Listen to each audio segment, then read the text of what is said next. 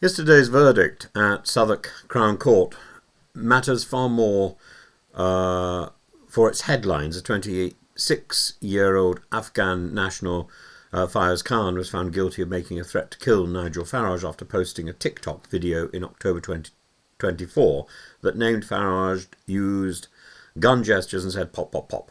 The jury convicted on a 10-2 majority after nearly 12 hours of deliberation. Sentencing is listed for next week, and the core facts are that Farage posted a YouTube video of highlighting Khan while discussing channel crossings, and Khan replied 2 days later with a direct address, gun miming, and a pointed reference to an AK-42 tattoo on his face. He later posted, "I mean what I say." Now, the process was that Khan didn't give evidence. The jury deliberated for 11 hours and 55 minutes and returned a majority verdict. And Farage had a perception of threat. Farage told the court that the clip was pretty chilling and that he was genuinely worried. The offence of making a threat to kill, contrary to Section 16 of the Offences Against the Person Act 1861, means that the prosecution had to show a communication containing a threat to kill and that the defendant intended the recipient to fear it would be carried out. This case turned on intent and context, the words, the gestures, the repeated motive, and the follow-up posts that reinforced seriousness weighed against the defence claim that this was character and theatrical. The jury judged the totality as a real threat, not mere bravado. And why this case resonates is because the UK has a grim history of violence against MPs. The CPS and the courts have tightened focus on explicit threats, especially where social media accelerates reach and plausible proximity. The public interest in robust enforcement is obvious, and politics requires that representatives can meet the public without living under a hail of menace. The CPS line is, in this case, explicitly emphasised that principle.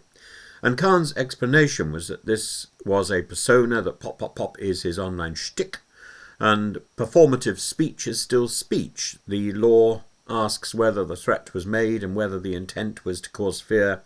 Context can aggravate or mitigate. An AK-47 facial tattoo, gun miming, and a direct "I'm coming to England" will rarely be exculpatory. The jury verdict tells us the theatre of a platform does not immunise the author when the content crosses the line. This is not the same sort of thing as grime or drill. And TikTok and similar services reward provocation. The justice system is content neutral in principle, but not context blind. And when a creator amasses hundreds of thousands of views and the amplification increases the perceived capability and reach, what might have been an edgy irony in a closed group reads very differently when aimed at a named public figure accompanied by gestures that simulate lethal force and are followed by affirmations of seriousness. Britain protects sharp political speech. It doesn't protect explicit threats to kill. Universities teach this early in criminal law: threat, intent, that it be taken seriously, and context. Social media's idioms do not create a special zone outside those rules. If anything, they heighten risk because they collapse distance between speaker and target. So, facts first. Khan arrived by small boat and had built an online following documenting his journey. Those details are material in understanding how the video was found and why it gained traction. They are not elements of the offence. A person's migration route doesn't aggravate or mitigate a Section 16 charge. We should resist crude generalisation. Use this case to argue for better border policy if you wish, but do not mistake an individual criminal act for a collective tray. Perception is a public good.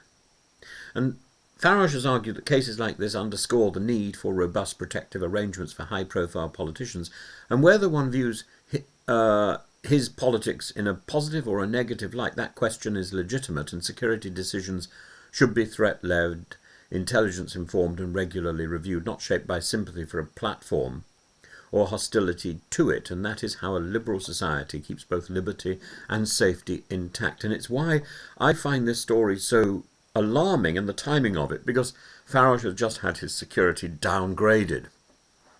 This story, and the fact that this has just come to court, within days of learning that Farage's security has been downgraded, is simply staggering. And it makes the security arrangements for members of Parliament, it makes that a mockery, does it not? It doesn't matter whether you like Farage or whether you don't like Farage. It looks as if Farage's security is dependent on whether he is in favour with a particular cabal of parliamentary decision makers, and that is wrong. The jury almost certainly looked at the specificity, the repetition, the follow-up, the plausibility, the demeanour and the evidence. It doesn't prove that migrants as a group are dangerous. Collective suspicion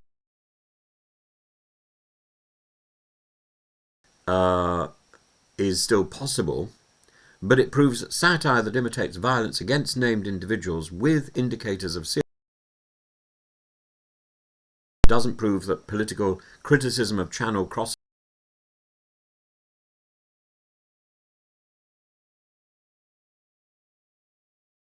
are the issue that must be considered. The clarity of